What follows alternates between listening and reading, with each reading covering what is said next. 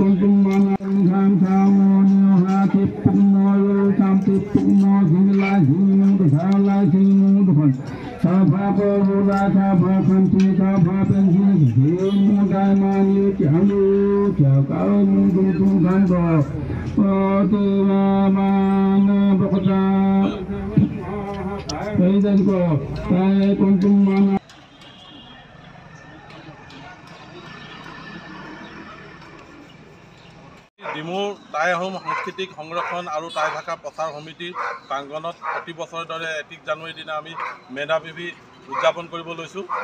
আমি পূৰ্বপুৰুষৰ লগত এটা আমি জংমিং গ্ৰহণ কৰিবলৈ আমি প্ৰতি বছৰে ডিমুৰ টাই আহোম সাংস্কৃতিক সংৰক্ষণ আৰু টাই ভাষা প্ৰচাৰ সমিতিৰ প্ৰাংগণত মেডাম মেফি আমি উদযাপন কৰোঁ। এইবাৰো আমি সকলোখিনি প্ৰস্তুতি কৰিছিলোঁ, কিন্তু বতৰে অকণমান বিধি পথালি দিলে তেও আমি সকলো ৰাইজৰ উপস্থিতি আমি আশা কৰিছোঁ।